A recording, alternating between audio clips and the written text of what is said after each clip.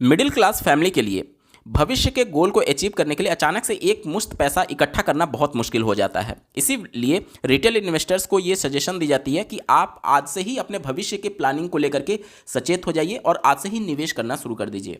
आज की डेट में अवेयरनेस काफ़ी ज़्यादा बढ़ रही है इन्वेस्टमेंट को लेकर के, और इसी वजह से लोग म्यूचुअल फंड, स्टॉक्स, इसके अलावा एफडी, आरडी और अन्य भी इन्वेस्टमेंट इंस्ट्रूमेंट्स में वो निवेश कर रहे हैं।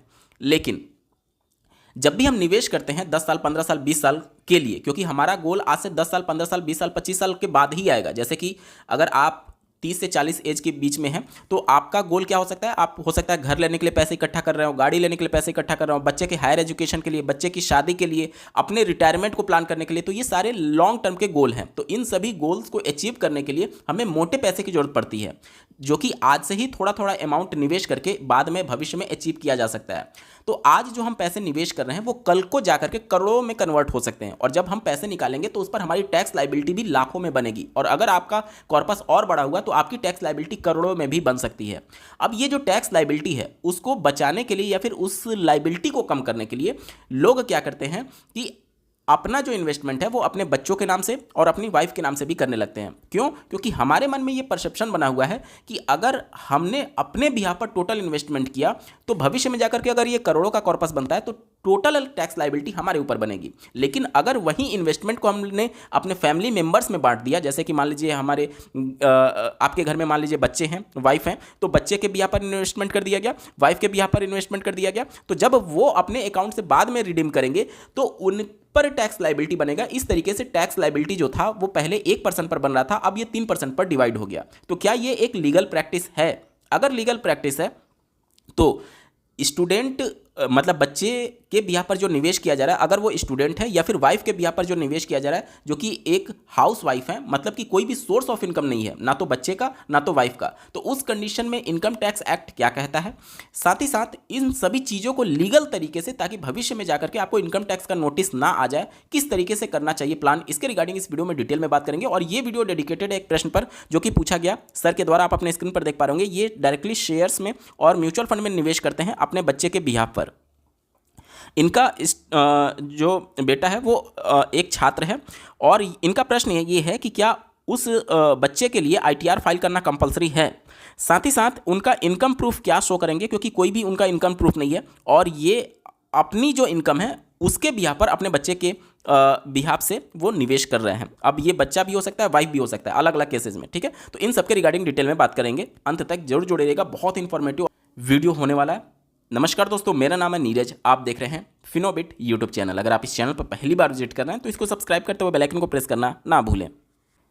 अब मान लेते हैं कि बच्चे के बिहार पर या फिर वाइफ के बिहार पर जो निवेश किया जा रहा है, बच्चा या फिर वाइफ अगर उनका कोई भी सोर्स ऑफ इनकम नहीं है तो पैसे कहाँ से आ रहे हैं? जाहिर सी बात है हस्बैंड दे रहे होंगे। तो इन चीज़ों को लेकर के क्या इनकम टैक्स एक्ट कहता है, पहले इसको समझते हैं। तो एज ए हस्बैंड अगर आप अपनी वाइफ को पैसे देते हैं या फिर अपने बच्चे को पैसे देते हैं तो जितना भी आप पैसा देंगे वो पूरा का पूरा पैसा टैक्स फ्री हो जाएगा। क्योंकि अगर आप अपने फैमिली मेंबर को जितना भी गिफ्ट के तौर पर पैसा देते हैं उस पर कोई भी टैक्स लायबिलिटी नहीं बनती है। मतलब कि एज ए हस्बैंड अगर आपने अपनी वाइफ को 2 करोड़ भी पैसे दे दिए तो वो 2 करोड़ पर वाइफ को कोई भी टैक्स नहीं देना है, क्योंकि वो टैक्स फ्री है, क्योंकि गिफ्ट के तौर पर उसको दिया गया। अगर आप अपने बच्चे को 5 लाख रुपया देते हैं पैसा तो वो भी पूरी की पूरी तरीके से टैक्स फ्री हो जाएगा, उस पर किसी भी प्रकार का टैक्स लायबिलिटी नहीं बनेगा बच्चे के लिए। लेकिन प्रॉब्लम तब आती है जब इस पैसे को जो कि गिफ्ट के तौर पर वाइफ को या फिर बच्चे को दिया गया उसे वो बच्चा या फिर वाइफ निवेश करता है कहीं पर, और जब निवेश किया गया और उससे जो रिटर्न आएगा या फिर उससे जो ब्याज मिलेगा वो ब्याज जो है वो एक्चुअली में टैक्सेबल होगा, और वो टैक्स बच्चे या फिर वाइफ के ऊपर नहीं लगेगा, बल्कि वो टैक्स जो लगेगा वो हस्बैंड के ऊपर लगेगा, यानी कि उस बच्चे के पिता के ऊपर लगेगा या फिर वाइफ के हस्बैंड के ऊपर लगेगा। इसे बोलते हैं clubbing of income. Clubbing of income act ये कहता है, इनकम टैक्स एक्ट का ये सेक्शन ये कहता है कि बहुत सारे लोग क्या करते हैं कि अपनी टैक्स लायबिलिटी को कम करने के लिए अपने टोटल इनकम को अलग अलग पार्ट्स में डिवाइड करके निवेश करते हैं। इससे उनकी टैक्स लायबिलिटी कम हो जाएगी। तो यहाँ पर लीगल प्रैक्टिस ये कहता है कि आप बच्चे को गिफ्ट तो दे सकते हैं, लेकिन अगर वो बच्चा निवेश किया और वहां से कोई रिटर्न आया तो एक्चुअली में वो इनकम बच्चे की इनकम नहीं मानी जाएगी, बल्कि वो आपकी इनकम मानी जाएगी, क्योंकि आपने बच्चे को दिया था निवेश करने के लिए। तो जो उस पर रिटर्न आया वो एक्चुअली में टैक्सेबल होगा आपके बिहाफ पर। उम्मीद करता हूं चीजें आप समझ पा रहे होंगे।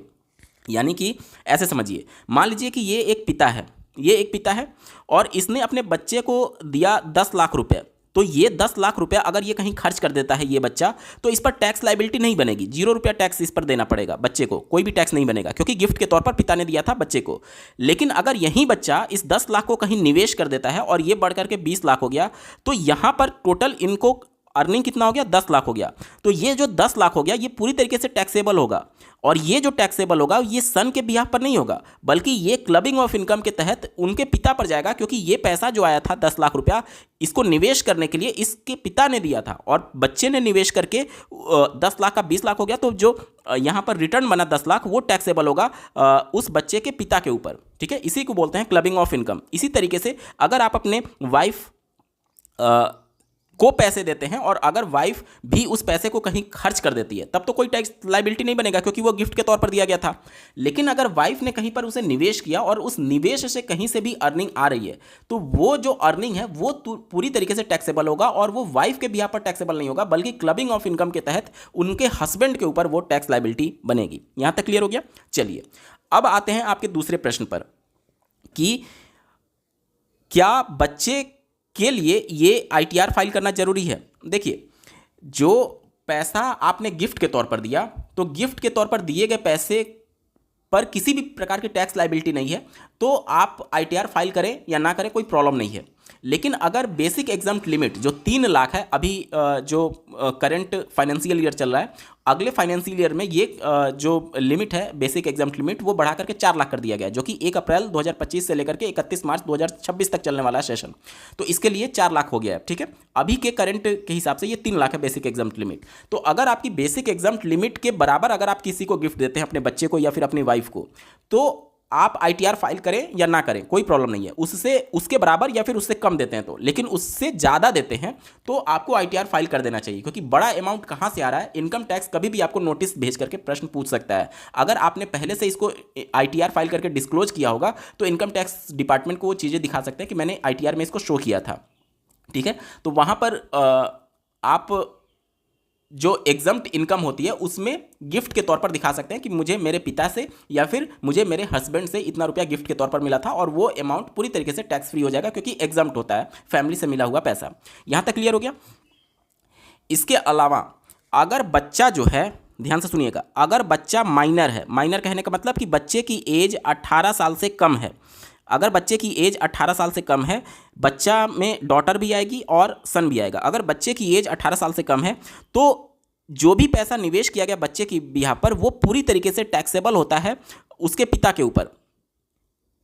अगर बच्चे की एज 18 साल से ऊपर चली गई तो उस कंडीशन में अगर गिफ्ट दिया गया बच्चे को और गिफ्ट को कहीं पर निवेश किया गया और उस निवेश से पैसे आए, तो भी वो अब क्लबिंग ऑफ इनकम में नहीं जाएगी, बल्कि वो टैक्सेबल होगा बच्चे के ऊपर।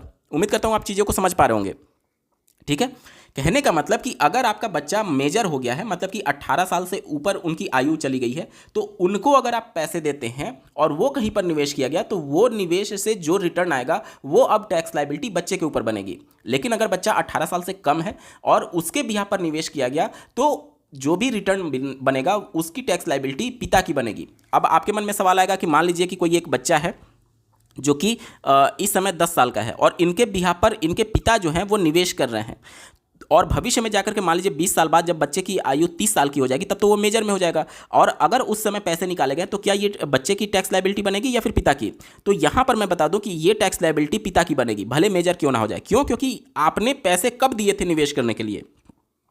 आपने पैसे दिए थे जब बच्चा माइनर था, और माइनर के कंडीशन में पैसा निवेश किया गया, भले ही लॉन्ग टर्म में अगर वो 30 साल की एज में जाकर के वो मेजर भी बन गया, फिर भी वो क्लबिंग ऑफ इनकम से उसके पिता पर ही उसकी टैक्स लायबिलिटी बनेगी। ठीक है, अगर बच्चा मेजर हो गया है, 18 साल से ऊपर हो गया है, तब जाकर के अगर आपने गिफ्ट के तौर पर दिया और उसे कहीं निवेश किया गया, तो वो टैक्स लायबिलिटी बच्चे के ऊपर बनेगी।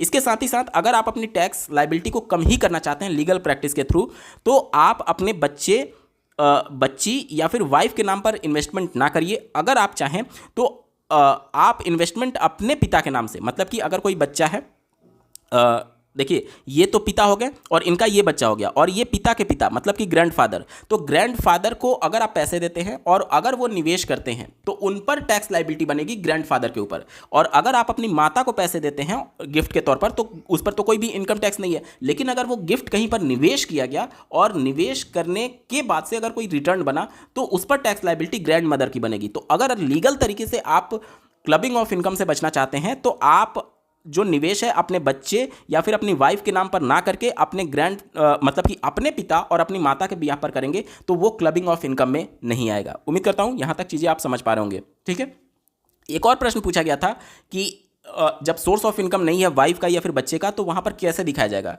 तो देखिए वाइफ के कंडीशन में अगर आप देखें तो छोटा मोटा बिजनेस आप दिखा सकते हैं, छोटा मोटा बिजनेस दिखा सकते हैं। जैसे कि कई घरेलू महिलाएं जो होती हैं वो सिलाई का काम करती हैं, जो कपड़े होते हैं महिलाओं के वो सिलने का काम करती हैं या फिर छोटा मोटा कुटीर उद्योग करती हैं, जिसके लिए बिजनेस को रजिस्ट्रेशन करने की जरूरत नहीं पड़ती है। और आप ITR 3 में इसको बड़े आसानी से दिखा सकते हैं कि मेरा छोटा मोटा बिजनेस है जहाँ से उनको अर्निंग आ रहा है। ठीक है, तो एक तो ये दिखाया जा सकता है। दूसरा, अगर ये चीज़ें नहीं करना चाहते हैं तो आप गिफ्ट के तौर पर दिखाएंगे तो गिफ्ट वाला जो भी इनकम होगा वो एक तरीके से अगर वो निवेश किया गया तो उसे क्लबिंग ऑफ इनकम में देखा जाएगा और उससे जो भी रिटर्न मिलेगा वो पति के बिहाफ पर एक तरीके से काउंट होगा। ठीक है, बच्चे के लिए आप कोई भी इस तरीके का चीज़ दिखा सकते हैं, जैसे कोचिंग से इनकम हो रहा है तो मान लीजिए जो हाई स्कूल इंटर में बच्चे होते हैं वो क्या करते हैं, कोचिंग पढ़ाने लगते हैं अपने से छोटे बच्चों को, तो वहाँ से उनकी अर्निंग दिखा सकते हैं। लेकिन एक रीजनेबल चीज़ें होनी चाहिए, ऐसा नहीं कि आप वहाँ कर से दिखा दे रहे हैं कि 1 लाख रुपया ये कोचिंग से कमा रहा है। तो क्या ये प्रैक्टिकली पॉसिबल है? नहीं पॉसिबल है। तो कुछ आप इस तरीके से अमाउंट दिखाइएगा जो कि थोड़ा विश्वास करने लायक हो। अब जैसे मान लीजिए आप दिखा रहे हैं बिजनेस, वाइफ की बिजनेस, और वहाँ से आपको 1 लाख रुपया आप दिखा रहे हैं बिजनेस से, तो ये चीज़ें प्रैक्टिकली पॉसिबल नहीं हो पाती हैं। उसके लिए फिर आपको उस बिजनेस को रजिस्ट्रेशन और ये सारी चीज़ें होंगी। तो कहने का मतलब कि अगर आप बेसिक एग्जाम्प्ट लिमिट के अंदर तक 1 साल का निवेश करते हैं उसको आप बड़े आसानी से बिजनेस के तौर पर दिखा सकते हैं। लेकिन बहुत बड़ा अमाउंट अगर आप निवेश कर रहे हैं तो उसको आप नहीं दिखा सकते हैं, उसको आप फिर गिफ्ट के तौर पर देंगे और गिफ्ट से जो रिटर्न मिलेगा वो फिर आपके ही बिहाफ पर जाकर के क्लबिंग ऑफ इनकम के तहत वो एक तरीके से टैक्स उस पर लगेगा। ठीक है, और इसके साथ ही साथ अगर क्लबिंग ऑफ इनकम में बहुत सारे सेक्शन हैं, उन सभी सेक्शन को अगर आप डिटेल में समझना चाहते हैं तो इस वीडियो का डिस्क्रिप्शन जरूर चेकआउट कर लीजिएगा, क्योंकि भविष्य में ऐसे बहुत सारे लोगों को पास्ट में भी देखा जाए तो इनकम टैक्स की तरफ से नोटिस आया कि आपने अपने बच्चे के ब्याह पर निवेश किया था, आपने अपनी वाइफ के पर निवेश किया था, लेकिन क्लबिंग ऑफ इनकम आपने डिस्क्लोज नहीं किया, जिसकी वजह से उनको नोटिस आता है। तो वो चीज़ों को आप जरूर देख लीजिएगा। एक और प्रावधान है जिसको मैं बताना भूल गया कि देखिए अगर कोई बच्चा माइनर है, मतलब 18 साल कंप्लीट नहीं हुआ है, लेकिन वो बच्चा अगर फिजिकली डिसेबल है तो उस कंडीशन में पिता के द्वारा दिया गया पैसा अगर गिफ्ट के तौर पर दिया जा रहा है और उस पर वो निवेश कर दिया और निवेश से जो रिटर्न आया तो भी अब टैक्स लायबिलिटी पिता की नहीं बनेगी। क्यों? क्योंकि यहाँ पर क्लबिंग ऑफ इनकम काम नहीं करता है। अगर बच्चा जो है वो फिजिकली डिसेबल्ड है, डिसेबल्ड के कंडीशन में जो टैक्स लायबिलिटी है वो क्लबिंग ऑफ इनकम में पिता के बिहाफ पर ना बन करके इसी बच्चे के ऊपर बनती है। उम्मीद करता हूँ चीज़ें आप समझ पा रहे होंगे। माइनर के कंडीशन में मैं बता रहा हूँ, ठीक है, लेकिन अगर बच्चा नॉर्मल है और माइनर है तो उस कंडीशन में जो भी रिटर्न कमाया गया वो पिता के बिहाफ पर वो जाकर के टैक्स लायबिलिटी बनती है क्लबिंग ऑफ इनकम के अंतर्गत। इस वीडियो का डिस्क्रिप्शन जरूर चेकआउट कर लीजिएगा। क्लबिंग ऑफ इनकम क्या होता है, किस तरीके से टैक्स लायबिलिटी बनती है, इनकम टैक्स एक्ट क्या कहता है, सब कुछ डिटेल में बताया गया है। इस वीडियो को देखने के लिए आपका बहुत बहुत धन्यवाद। भगवान करे आपका दिन शुभ हो।